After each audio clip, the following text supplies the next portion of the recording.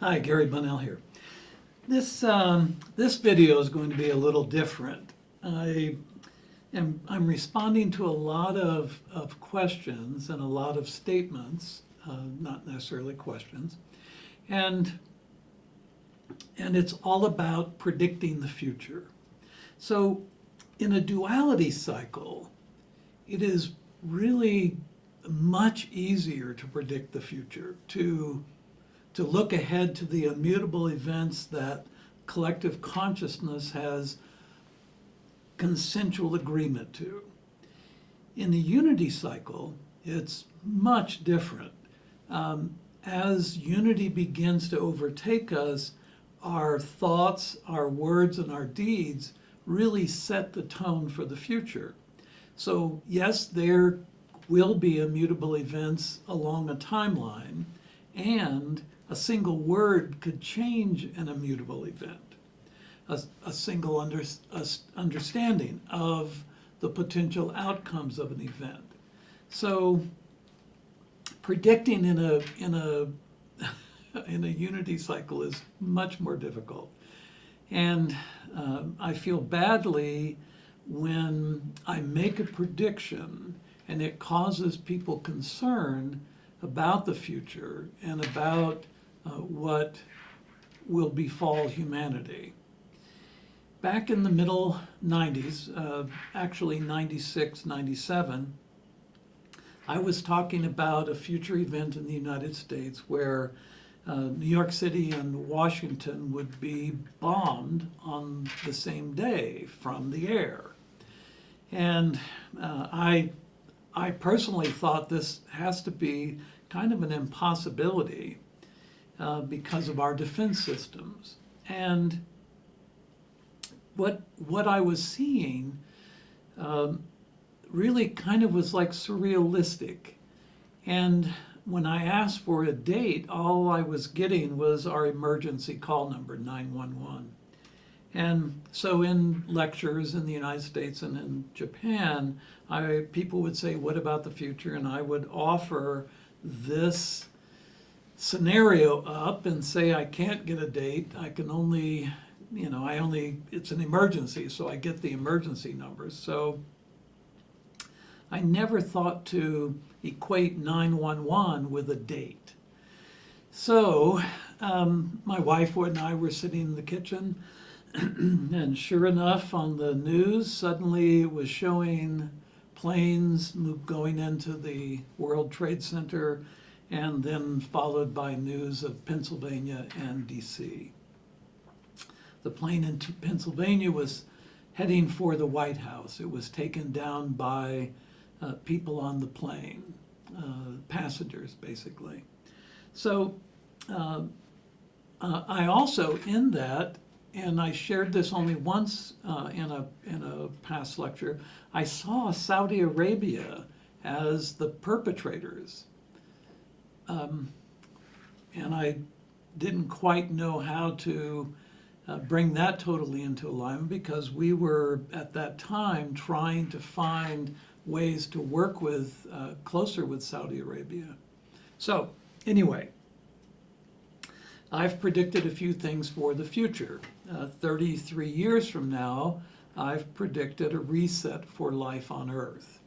In 2037, I've predicted a CME event that will really cause a lot of problems for all of our major cities because of the response our electrical grid has to these big CMEs.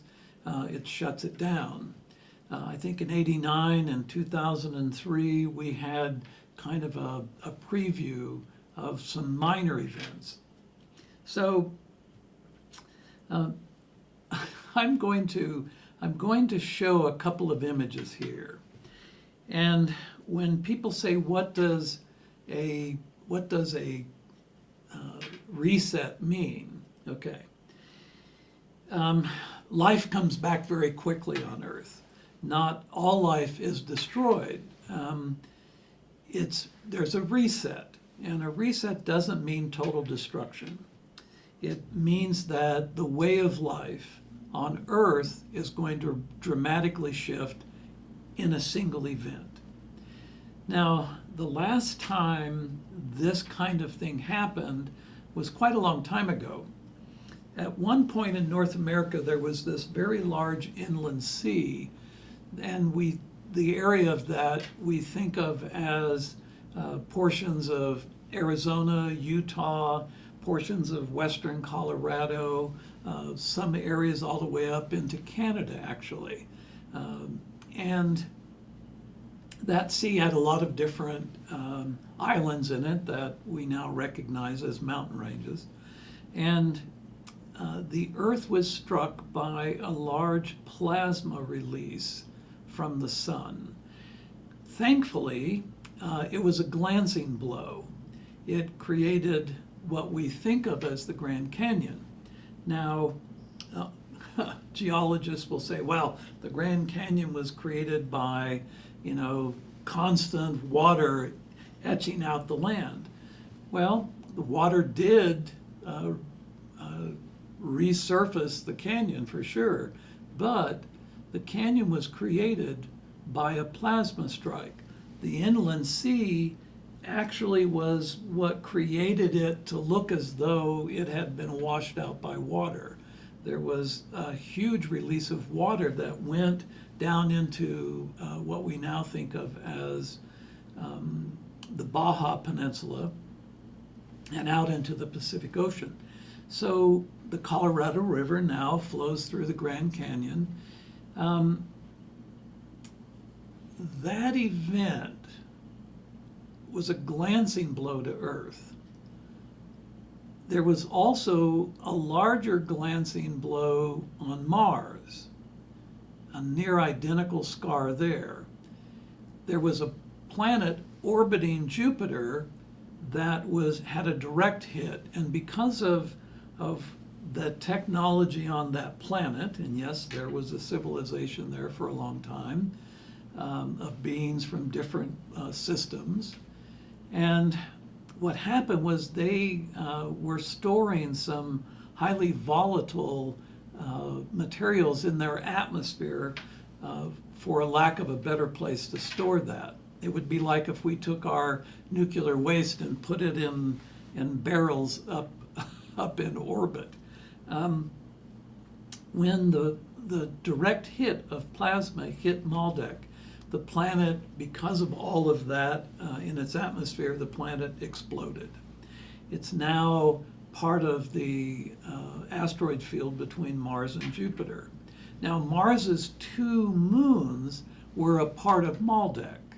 Prior to that, Mars did not have moons.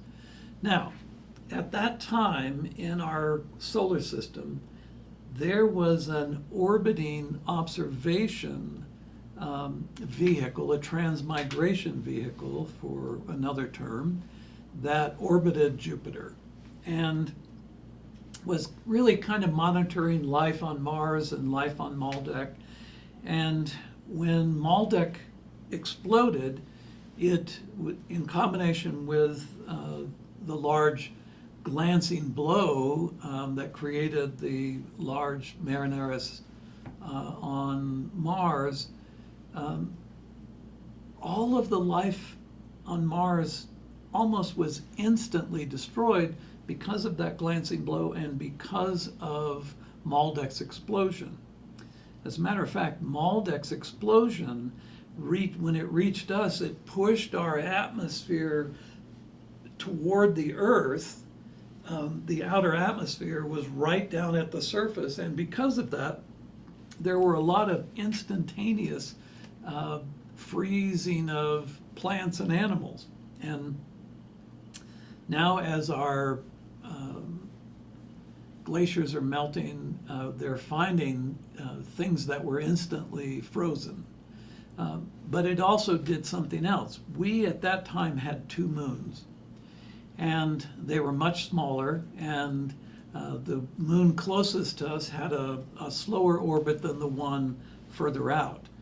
And the percussion wave coming from the explosion of Maldek blew those moons out of our orbit. And of course, that destabilized the atmosphere on Earth. And the wonderful thing was, if we could say there's something good out of this, the observation platform that had been orbiting Jupiter was on the back side away from Mars and Maldek when this happened. So it was not affected. Jupiter took a big impact from the explosion of Maldek. Then that observation platform was moved into orbit around Earth to stabilize the atmosphere of Earth. Because at that point, of course, Earth was in the Goldilocks zone and even becoming more so in the Goldilocks zone because the sun was reducing its overall temperature. And that observation platform is our moon. And there's a reason why the moon doesn't make any sense in its size, in its orbit, in its composition.